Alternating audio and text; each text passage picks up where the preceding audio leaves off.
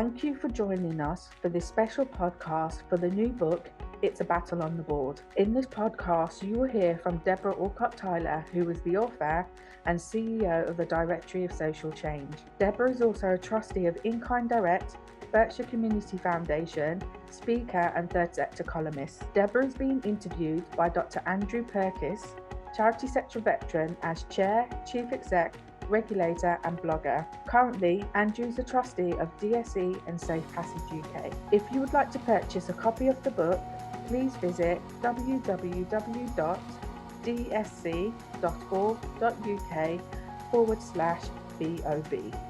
We hope you enjoy this podcast. Such a nice read, such a good book. Why were you inspired to write it though? Why did you think you wanted to write about a battle on the board? Well, you know, Andrew, I spent a very long time in the charitable sector, as you know, over 30 years, and quite a lot of that time reporting to boards or being on a board or working alongside coaching and mentoring boards. And one of the things that became really apparent to me during my time is that almost all of the formal advice that's out there for trustees is formal advice. It's to do with the technicalities, it's the mem and arts, it's, charity commission regulations, it's all that kind of thing. And in most of the times I noticed that where charities got into real trouble, it was very rarely because they'd made a technical error. Or rather they got to the technical error because the relationships within the boards has got to such a state that they weren't working well together. And so that's when things got missed and mistakes got made and decisions were made by one group that weren't, against the other. But even more than that, it was like the endless stories of misery I'd hear of chairs who were really stressed because they couldn't get the board into shape, or chief executives who were in pieces because their board were riding roughshod. And, almost all of the stuff was about the emotional impact of poor relationships. And so that's what drove me to write the book. And in fact, the idea for it started years ago when I was chair of the Small Charities Coalition. We merged with charity trustee networks, and I put out a call to all the trustees, about there were thousands of members, saying, come tell me your stories. And I was flooded with tales of woe and despair, about all these trustees who wanted to be a trustee and wanted to do a good job but were finding it impossible. So yeah, quite a long intro, but yes, that's why I came to write the book, to help, really. Well, that's great. And as you've been implying, you've been around the sector for quite a long time. So what are the different kinds of experience that you have fed into this book? I'll tell you something. I've found that you are a better chief executive if you are also a trustee, or if you've been a trustee, because you get a much stronger perspective of what it feels like to be that voluntary body that is nonetheless accountable, that feels almost it's got no control over events, but knows it has to take the rap if things go wrong. So I think that makes it. So I've been able to see governance from the point of view as being the chief executive trying to serve a board, and also being a trustee working with the chief executive and alongside other trustees. And so I've been a volunteer myself. I've also coached and mentored boards. So I've kind of seen them from all in the round, really. So I feel, yes, I've got quite a good picture of what it feels like from, I've been a chair of a board, I've been a vice chair, I've led subcommittees, I've just been an ordinary trustee, although I think that's one of the hardest jobs actually, is being the ordinary trustee. So I've kind of got quite a bit of skin in the game. I know what it feels like from all of those angles. Well, I think that's really important. And I think you've also had a lot of experience of small charities and of much bigger ones. Yes. And that's another quite important sort of thing, so that you're talking about a big variety. It just occurred to me, wouldn't it be great if the regulator had also had experience of being a chair and a chief executive or senior staff person? They would be a better regulator as well. Oh, they certainly would. And perhaps we better not go there. That's a different story, isn't it? That's another podcast, Andrew. That's another one. So just picking up then on your own experience, Debra, I mean, what was your very first experience of being a trustee? How did you find it, being a trustee for the first time? Gosh, I found it. So my first experience of being trustee was a relatively small charity. I'm not going to name them because it'd be unfair. And it wasn't a great experience at all, if I'm absolutely honest. There wasn't any training. There was no information. I didn't apply. Somebody came and asked me, would you come and help out? You know, I found it quite dysfunctional. You know, it was all, I found there was quite a lot of ego battling on. You know, it was a sort of charity where there's some of the people were very heavily invested in how it operated, and others were kind of more remote, and it just, you know, so it wasn't the best experience, I have to say. There's no kind of blame there, because this was a very, very, very long time ago, you know, over 20 years ago. And I think at the time, sort of trusteeship wasn't taken quite as seriously as it perhaps is now. And, you know, I mean, you know yourself, Andrew, the number of trustees out there who don't even know they're trustees. You know, they're on the management committee of a charity without having any realization at all that they actually, you know, legally. Exactly. Yeah, exactly. It's sort of Buggins' turn on the committee. Yeah, but it wasn't really anybody's fault. And also I found, you know, one of the, again, sort of slightly negative experiences I found, not just there, but I have been subsequent ones, is that the obsession with the money. It's like, of course the money matters, but most of our board meetings were taken up grilling the executive over the finances. And we you know, we never seemed to talk about the beneficiaries or what the charity was there for, or the importance of the, you know, the work that we were doing. And so I found that kind of grinding down. But having said that, you know, the charity itself did work that I really valued and mattered to me. So I didn't walk away, you know, but I'm just being brutally honest. And I think that happens to a lot of trustees. I think, you know, if the board isn't particularly well run, they come on and they learn bad habits, and then when they move on to other charitable boards, they take those bad habits with them, you know, so there's kind of a cycle of it, really. And again, let's hope that this will help people who are in that same situation as you, sort of think it through and learn the right lessons rather than the bad habits. That would be really great. Yeah. So, I mean, what was you call it the battle on the board? I'm going to ask you first to talk about, you know, the worst battle you've ever experienced on a board, and then I'm going to ask, to offset that, what was the experience that you treasure most about being on the board? So let's have the bad one first. What was the biggest battle? Well, so the biggest battle on the board that I've experienced or witnessed, or, you know, without, you know, condemning the guilty and stuff like that, was where the board itself couldn't agree on the strategic direction of the charity at all. And there were literally two factions. One faction who thought the charity should be sort of like more of a campaigning think tank, and the other faction who thought it should be a service delivery charity, and they couldn't agree.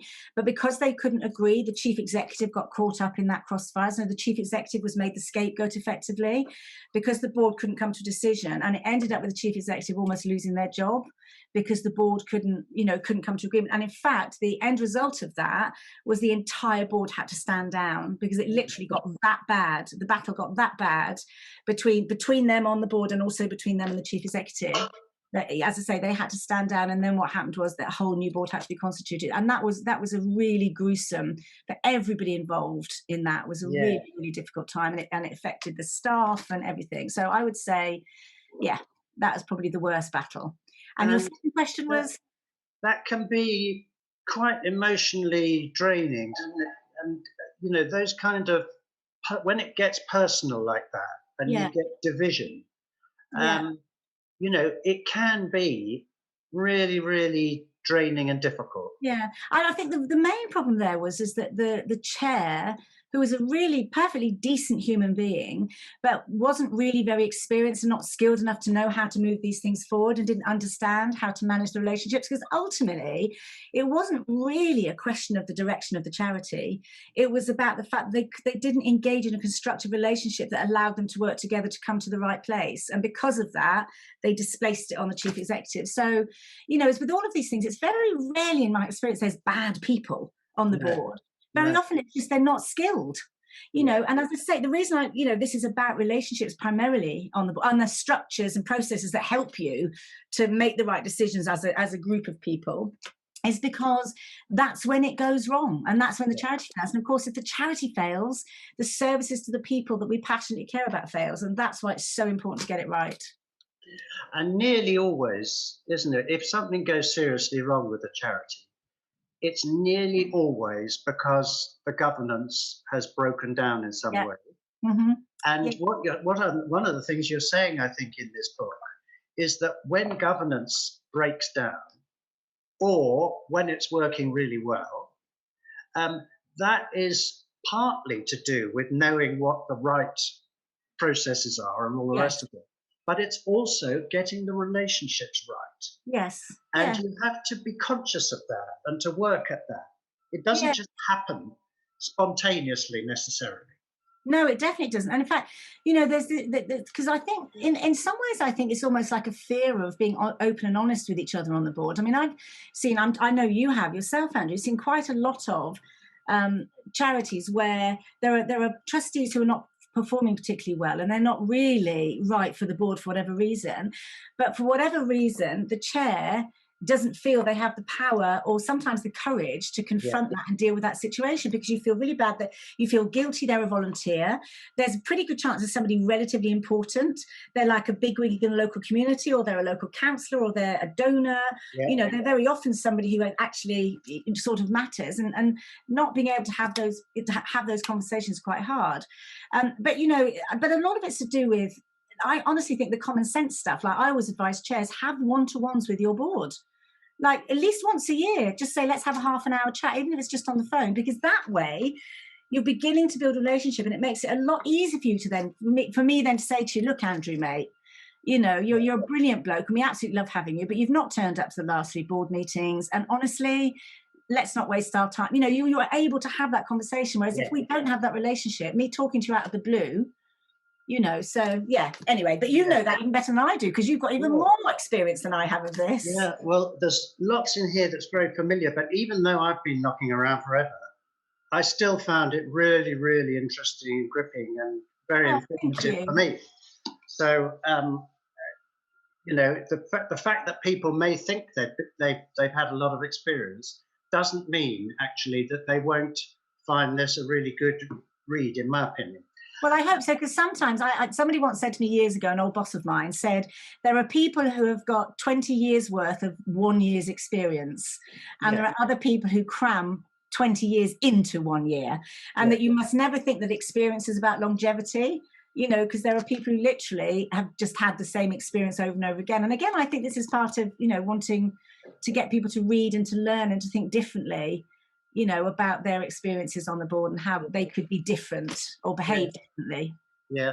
Now let's look at a more positive side. I mean, give us some ideas of some of the experiences you've had on a board which you really cherish, because we don't want to give the impression that it's all a terrible experience. I mean, it's a wonderful experience, isn't it? So what are some of your highlights?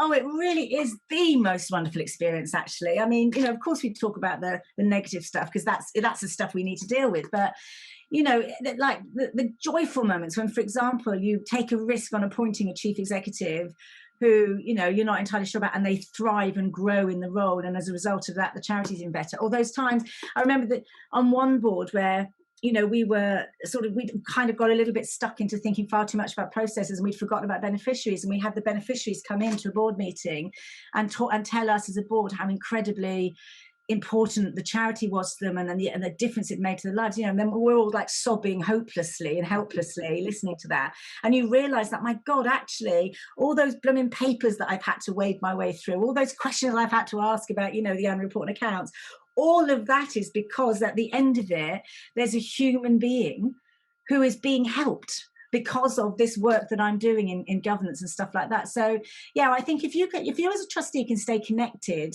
to the cause and to why you're there, you can't help but find it joyful. And, you know, and it does help you to get through the sort of tougher side, or the more mundane side, which inevitably you have, you know, because governance isn't all, you know, some of it is quite dull. Yeah, that's really important, actually, isn't it? Because sometimes trustees can get in the habit of just turning up to, you know, formal board meetings and so on and so forth, and can feel quite remote, actually, from the work of the charity on the ground. I mean, how do we get around that? Well, my advice is always, at least once a year, bring your beneficiaries into your board meeting, at least once a year. I mean, we do it at DSC, of course, Andrew, as you know. Last year, we brought in some of the people that we work alongside, and the work we do to hear from them. And even although our beneficiary base or our service users are sort of remote from the end user because they're the charities we serve, nonetheless that was quite inspiring and quite interesting. So at the very least doing that, I mean, I would say probably at least every single board meeting there ought to be a thing which is about, an item on the agenda which is about, right now let's hear from beneficiaries, or let's talk about beneficiaries. Actually, I had there was an experience, there's a particular charity where they were trying to make some big changes, and what they'd realised was they were getting into the habit of, as you say, Andrew, just turning up and getting stuck on processy stuff and things like that. And I can't remember whether it was the chair or the chief executive, but somebody introduced this notion of sort of the avatar of who it was they were serving. And let's say they were calling it Shireen. And so they described who's a typical beneficiary of the charity. And then at every decision point, they would say to themselves, or they would be asked, how is this going to help Shireen? How is this conversation going to help Shireen? How is this decision going to help Shireen? Yeah. And that really helped to bring it back to, actually not doing stuff for the sake of it. And in fact, one of the really powerful impacts it had is they stopped getting so obsessed with risk registers, red, amber, green, half of which make absolutely you really don't need to be worrying about that stuff. If it goes wrong, you'll deal with it. But actually, this is more to do with, how is this risk going to be bad for Shireen? Or is this is a big risk, but if this risk pays off, it will help Shireen. And again, that helps the board to perhaps take bolder, braver risks in service of the beneficiaries rather than be worried about protecting themselves. Yeah, actually, for many years, you just reminded me in ActionAid, the board used to have 3 empty chairs as well as all the board members. Oh. And the 3 empty chairs were represented the staff of the organisation, the beneficiaries, the people that we were really there to work for and serve, and the supporters and donors. What a great idea! And so somehow those empty chairs were telling the board, we're here with you. Don't forget us. That is a genius idea. You should so write an article about it. Well, that was just one way of trying to get the trustees to remember all the time what they're really there for, and then they'll enjoy it so much more. Yes, it's true. Now look, Deborah, there's a lot of books around about how to help trustees, how to be a trustee, the duty of trustees, and so forth. Can you put your finger on what you hope is distinctive about this one? Gosh, that's a really hard question to answer, actually, Andrew. I think, for me, I'm trying to share stories and my stories in a very real human way. Yeah. To sort of make the point that, we're going to get it wrong. We are going to make mistakes, that there is no perfect, way of being. There's just about being adaptable. And so I've tried to make sure that I tell the funny stories, I tell the shocking stories, that I make the point that this is, I'm talking to you about what it's like to be a trustee. It's almost like if I can't be in the room with you, I'm trying to be in the room with you in the book, so that, you sort of hear the realities of it. And also not to gloss over, because so many of the books that are very good, but they kind of gloss over the realities, of what it's like when you're trying to work with other human beings. So I think I've tried to keep it real. Gosh, that's such a phrase, isn't it? But, and I think that's what perhaps makes it a little bit more distinctive from some of the others, that it is very conversational, and it is, and it's very understanding. It's not, you must do this, this, and this. It's, look, try this. If that doesn't work, try something else. If that doesn't work, give up. Yeah, I agree, and it really does come across like that. It's not so much the assumption that there's a body of expertise and you're kindly sharing it with us. It's much more, you've been through all these different experiences and things, and you are having a really instructive but basically warm and personal conversation with the reader, to help the reader really think through all these things and benefit from the experience of others. I mean, it's not that many manuals that give space, as you do, to sort of top tips from a range of different people, not just yourself, but a range of different people. And that's a really interesting feature, I think. And I mean, you are very good, Deborah, at finding different ways to communicate. I mean, a lot of it is your own personal style, which is very warm and very easy to read and accessible. Thank you. But you also like doing charts, and you like doing, here's a self-evaluation form. This is how you can do it. And this is how we do it in Directory of Social Change. You might find it useful to have a look at this one. And, you know, you've also got your two, the really good trustee rep. Ace and Dash. Ace and Dash, and then the terrible one. Yeah. And what would one do and what would the other do? So, you know, it does keep the reader going all the time, because it's not just continuous prose. It's all these different ways, tables, cartoons, simple diagrams, as well as, you know, just taking people patiently through an explanation. So that all adds up to, it's a very lively thing. There's lots of stuff in there at different levels. So that does make it very different from most of the others. Well, I must say, I think that one of the biggest, not just in Battle on the Board, but the other books that I've written whilst I've been at DSE, is that Griselda, who does our cartoons, and she just has a genius eye for taking a story and then completely creating a cartoon that makes you laugh so hard. I mean, I think one of my favourite cartoons in the book is there's a section when I talk about how the fact that your staff and your colleagues will never ever tell you whether you're a good trustee or not, for, you know, all sorts of reasons, you know, because they like you or they don't offend you, or, you know, that you're a volunteer and they're just grateful, or they haven't got time, or whatever the thing is.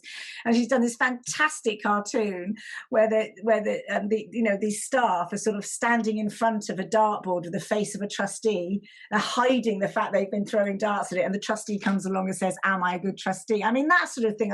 It just encapsulates this whole thing about, you know, what they're saying about you behind your back is probably not what you think, you know, and it's really important to listen. But also, I think what you're able to convey in all these different ways is that it can be a lot of fun, and it's also funny. Yes. I mean, there's lots of human life there on the board, and in many ways it's a very funny book, and that's because although it's a serious purpose, of course, it can also be huge fun. And I think you indicate the sort of ways in which the balance can shift towards it being a lot more fun and a lot more fulfilling, and a much happier experience than sometimes it turns out to be.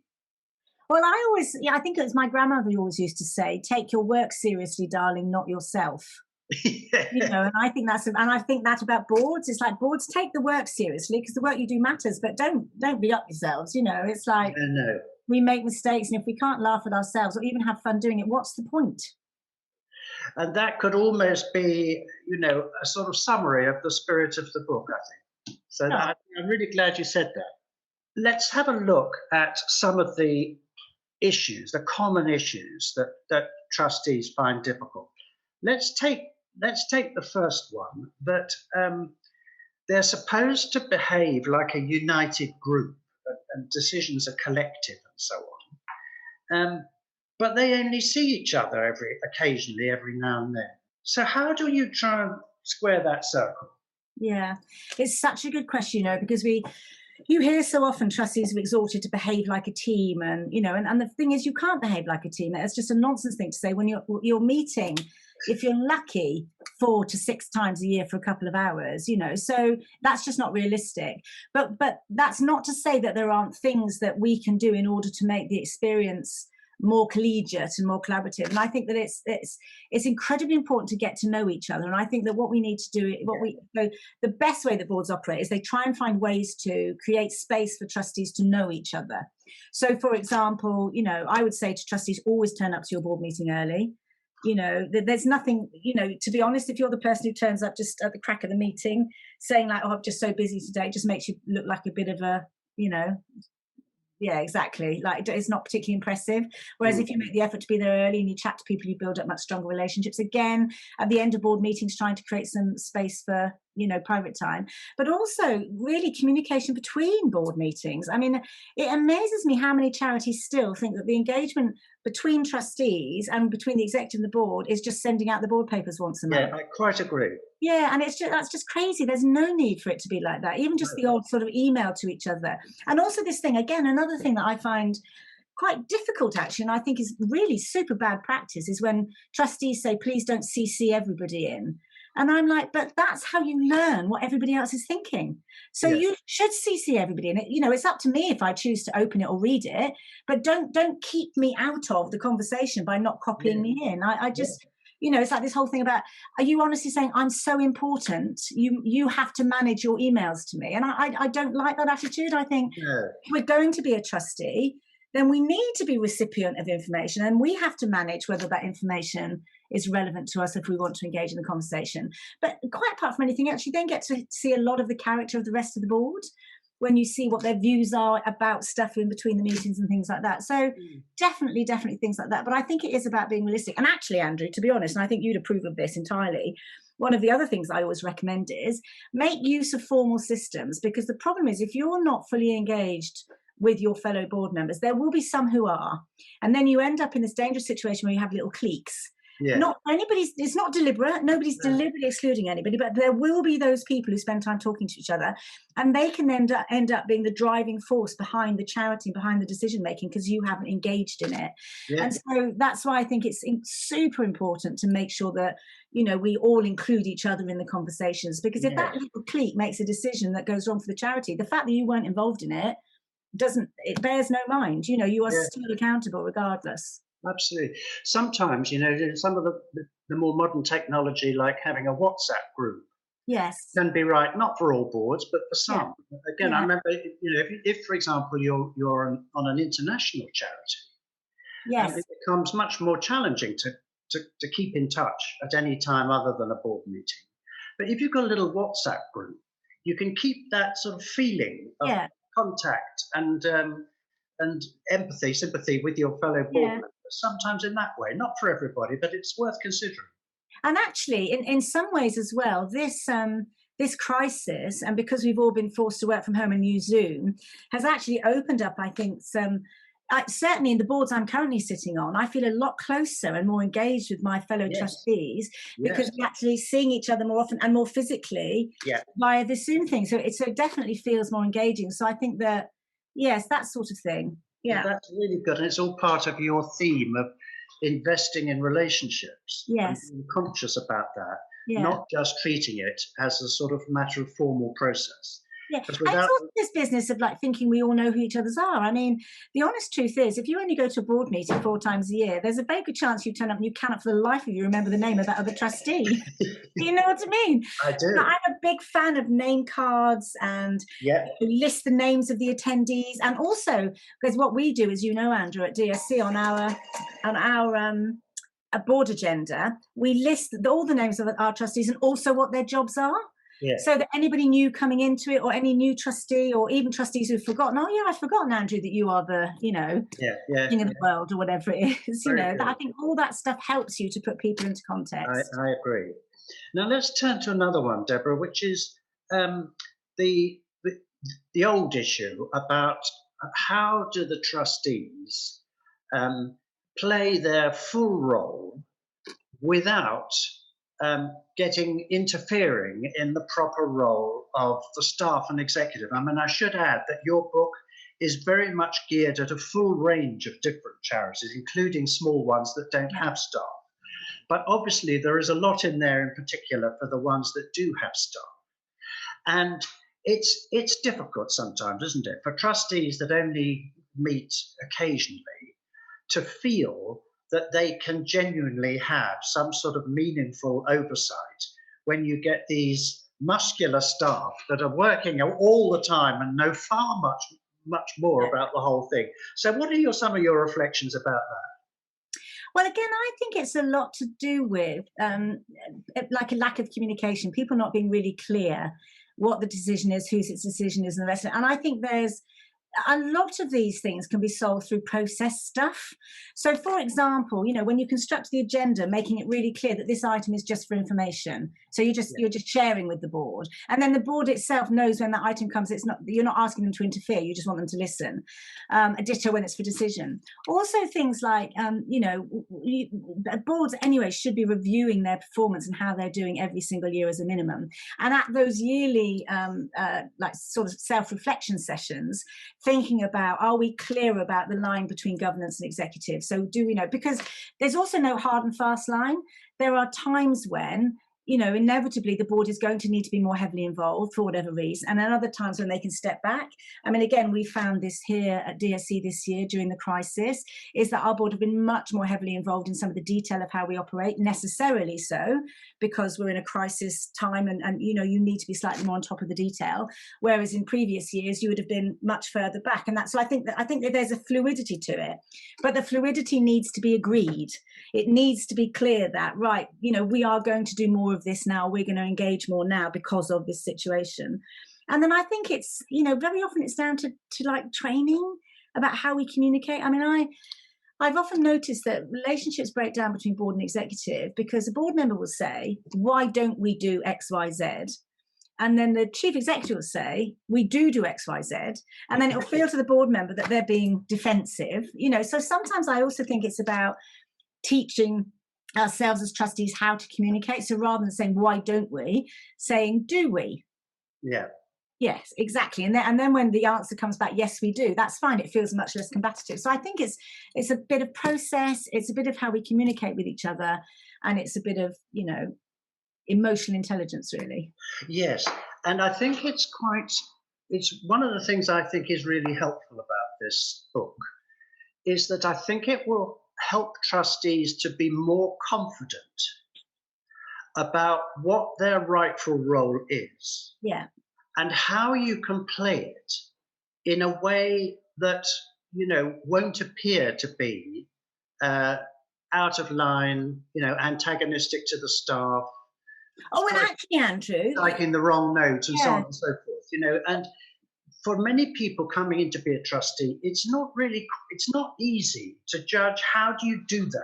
Yeah. How can you challenge and affirm the staff, sometimes at the same time, and without feeling bad about it? That is such a good question. And in fact, so I think there's very much something about understanding what our role is. So I think lots of trustees come in thinking that their jobs are to be the expert and to advise the staff and tell them what to do. And I would say that's exactly the wrong way around. Yes. It's the job of the staff to be the experts and to guide and advise the board of trustees to make the right decisions. And I think if you as a board come in thinking, my role is governance, my job is not the detail of it, your job is to tell me what's going on, what the various scenarios are, what the options are, and so forth, give me information and make recommendations about things so that we can then make decisions about it.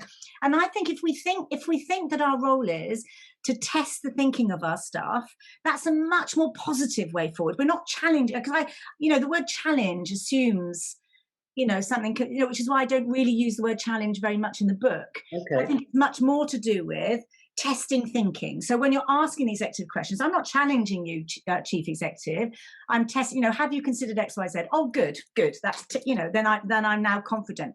So I think the main job of a board of trustees most of the time is actually to ask questions. Yeah. Not to give advice, not to tell them what to do, but to ask questions so that you're confident that the work that's needed to be done for the charity is being done. And I think if you see it in that way, the relationship becomes much, much more positive. Yeah. And sort of partnershipy, as opposed to I'm going to tell you what to do or I think I know better than you. Yeah. And at the same time, if a trustee does actually feel worried about something, it's really important that they feel okay about saying so. Yes. Exactly, it's so important to avoid an atmosphere where they feel they're sort of raining on the parade and being a wet blanket or something. Yeah. Well, in the book, I tell the story of the nanny and the parent, of course, don't I? When I say the relationship. That was so interesting. Why don't you just explain that for a moment? Yeah. So I think the relationship between the board and the executive can be a little bit like the relationship between parents and the nanny. And so you have parents and they have a child, and for whatever reason, they can't look after their child themselves between the hours of 7 and 7. And so what they do is they employ a nanny, and it's the job of the nanny to look after the baby until the parents come home. And so, and what happens is the relationship between the nanny and the parents can go wrong when the parents say, I want the child to eat quinoa for lunch. And the nanny knows full well that child isn't going to go anywhere near quinoa at lunchtime. Not a cat in hell's chance is not going to eat the quinoa. And so the nanny is the expert in the child, basically, because they're with the child all the time, and the parents are not the experts. And the nanny forgets that even though the nanny is the expert in the child, it's not his or her child. The child belongs to the parents, and it's the right of the parents to determine what the strategy is for the child, what the future direction is for the child, what the broad environment in which they want the child brought up in. And I think when both understand that, they both care about the baby, and that the nanny is the expert doesn't take away the ownership. I mean, I hesitate to call parents owners of babies because clearly they're not, but it doesn't take away your parental rights as a parent just because you're not the expert in your child. And I think it's exactly the same. And I think that, as a chief executive, our job is it's not our charity. It doesn't matter how long you've been there. DSE, I love DSE. I'm passionate about it, but it doesn't belong to me. It belongs to the trustees. And my job is to serve the trustees to make sure that they're making good decisions in service of the charities. And then vice versa with trustees, the charities that I'm a trustee of, I'm very conscious that my job is to serve the staff to make sure that they can carry out the work of the charity. It's not the job of the staff to serve me. It's my job to serve them and to try and make their lives as easy as possible, whilst, of course, asking the right kind of questions. So, yeah, and I think when both sides understand that and they realise that ultimately it's the baby that matters, as in it's the charity or the beneficiaries of the charity, that's what counts. Yeah. Well, there's lots of good stuff in this book on how you actually achieve that. Now, I just want to turn to your two fictional characters. When you're wanting to sum up after each section of the book, you introduce Ace the Awesome and Dash the Dreadful. What would Ace do? What would Dash do? As a way of just summarizing good practice and bad practice and stuff. And what do you think? I mean, if you want to try and be the Ace one, what are some of the most important things that you need to be and do to be a really good Ace type trustee, do you think? That is a fantastic question. I would say you need to listen. Try not to come into any particular engagement with the charity having already made your mind up about something. I think it's really important to listen to your staff, to your volunteers, to your beneficiaries, to your fellow trustees, and so forth. So to really listen. I think the other thing is do your homework. Don't make the staff do all the work for you. So read the paperwork, keep up to date, be proactive. There are a lot of trustees, I'm afraid, still existing in our sector who expect that it's all of the job of the staff to be telling them things all the time and actually never themselves go and check out stuff or find out things. And then I think the third thing is to be present. It's like, your job is not just to turn up at meeting once a quarter. How else are you engaging and supporting? Are you going to events? Are you nobbling your mates, who might be able to support or contribute? Are you actively supporting the charity more than just turning up at a meeting and, tearing to shreds the paperwork or arguing about, how much there's been spent on stationery? So, so communicate, prepare and turn up.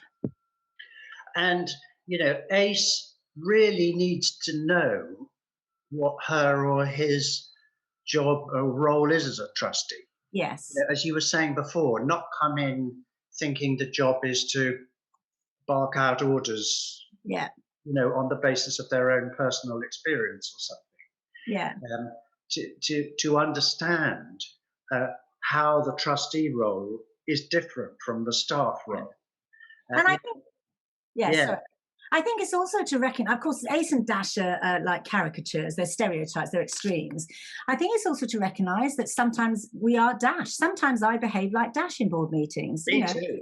Yeah, exactly. And it's not think, well, I'm perfect. And, No. You know what? There have been times when I've not listened. There have absolutely been times when I've told people what to do. There have absolutely been times when I've behaved like the expert. And like to constantly remind yourself, you're a human being, you're not going to get it right all the time. Be aware of it, don't be defensive. It's like, don't be defensive and be constantly aware that it's easy to be dash. Just as Tessie at Pecky, who writes the foreword, says, there are times she tries to be ace and there are times when she's dash. I think that's true of all of us. Yes. Well, that I when you said listen, I remember the times when I've sat in a board meeting, not really listening, because to my shame, really, I've been brought up to think that what I have to say is the most important thing, rather than listening to what other people have got to say and thinking about that. And I don't think I'm alone in that, particularly amongst the male sex, because I think it is part of a patriarchal upbringing that men feel that the most important thing is that they should develop persuasive opinions and then share them with the rest of the world, and that they'll be judged accordingly. That's so enlightened and wonderful to say that, Andrew. Not quite the most important thing you want from a trustee. Yeah. But to have the courage to say that is so important, because, of course, a lot of, over 70% of trustees of the charitable sector are white men, yes, of a particular socioeconomic background. And for you, as one of those people, to have the courage and the humility to say that and to open it, I think is really important for our listeners. Well, I hope we'll give them the opportunity to say, do you know what? It's okay if I admit that sometimes I behave in that way, and I'm going to acknowledge it and stop doing it. So thank you. And similarly, it's okay when you read this book, to realise the different ways in which it's very easy for all of us to get things wrong, and the way in which it's actually quite simple sometimes to do much better. That's really important for all of us, I think. Now, look, Deborah, what do you think? I mean, in your experience, looking at the dash side of things, do you want to have a go at trying to identify, say, a couple or two or three of the most common dash-like flaws that you think we keep coming across on the part of trustees who haven't read your book yet? Oh, the list is so long, Andrew. You want me to pick a few? And things I've been guilty of myself, of course. So this is not me sitting in a high and mighty judgment. Like, it kind of links to the stuff I was saying that ACE does well. It's like not reading the paperwork, like turning up at the meeting blind and not paying attention, which, let's be honest, lots do. Turning up and like winging it through the meeting, I think, is a really bad, because then you're going to make bad decisions and you're going to annoy people and it's not going to be as effective. So I definitely think that. I think thinking that you know better than the people who are running the charity is a real problem. It's one of the things I'm worse for, actually, is I can't just say, like, well, at DSE we do this, and at blah, blah, blah, we do that. And actually that can be really kind of irritating for other trustees, which is like, well, this isn't DSE, this is our charity, so let's talk about what's here. So I think thinking that your experience is superior and better, I'm awful for that, I'm really hands up there. So I think that can be a real problem. I think not being open to challenge, not being open to seeing that your perspective might not be, well, it's certainly not the only perspective, and it may well not be the right perspective in terms of leading the charity forward. I think that can be a real problem, and particularly where you come in and you think you're the expert because you happen to be a charity lawyer, or the expert because you're an accountant, or the expert because your child has that particular condition. If you come in with that attitude into that trustee environment, it's not going to be good for the charity, and it's not going to be good for you, and it's definitely not going to be good for the beneficiaries. So as in the book, of course, at the end of every chapter, in each bit of it, I talk about the things that Dash can do. But in summary, I would say those are probably the ones I encounter the most commonly. I've just got one more common one, which again is mentioned in the book. Yeah. If a trustee can't attend a meeting, which is often absolutely understandable occasionally, of course, it's actually quite rare to find trustees that will take the time to give their comments by email or have a chat with the chief executive or whoever. It's as if the fact that they can't come to the meeting means that they don't need to bother to communicate their opinion about things, which is quite wrong. You know, if you've read the papers and you've got some reactions, it's as is said in the book, give them in some other way. Don't just feel you can opt out. I mean, that's quite a very common one. It is a really common one. You're absolutely right. And it's so frustrating. I mean, one of the most frustrating things, speaking with my chief exec hat on, is when you send an email to trustees and it just disappears into the ether and you're like, did you even get it? Yeah. Did you read it? How do I know? And I think it's really discourteous not to respond to emails, even if all you're saying is thank you noted. You know, you don't even have to go into great long sort of thing, but I think that you should always absolutely acknowledge that you got it and you read it. Or if you haven't got time to read it, say, I'm really sorry, Debs, I haven't got time to get to this right now, but I'll try and get to it next week or whatever, you know. So, I mean, I have to say our trustees at DSC are pretty good at responding, but trustees generally aren't. No. I sit with some of my, you know, fellow trustees and on boards that I sit on. So, yeah. That's right. And that's actually part of your wider theme about, you know, being attentive to relationships. And, you know, what does it feel like to be a chief executive or another trustee that is writing round, having done some work and wanting opinions, and is then left in complete silence? You know, it's not good. It's not right. No. Well, it's discourteous and it's disrespectful, and it's also not doing your job. You know, you're appointed to the board to engage with the charity, and that means responding to blooming emails.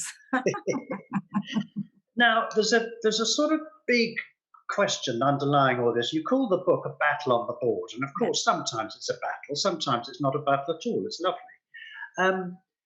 But you were talking earlier about sometimes if things go wrong, boy, they go wrong. And it can be a pretty awful experience for people. They're only volunteering their time for a good cause, and they end up getting dragged into a tribunal or personal hatreds and division and, you know, problems that go on and on and on, and lawyers and people suing them and all sorts of things.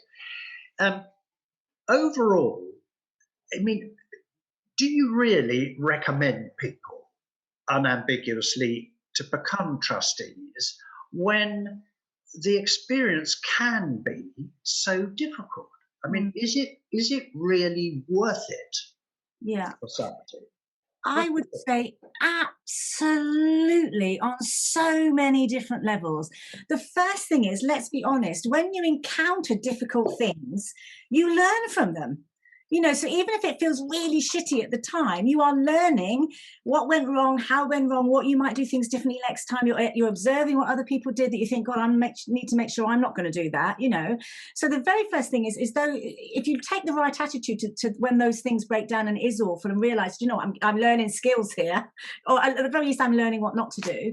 But really, the most important thing is that as a trustee, you are serving a greater cause. You are. It's not about your own personal kudos. It's not about big pay or status or anything like that. It's not like being a non-executive director of Lloyd's or something. You know, it's the fact that you are serving a community or a group of citizens or a cause that matters as important. And as a result of what you do on the board, when you get it right, people's lives are improved.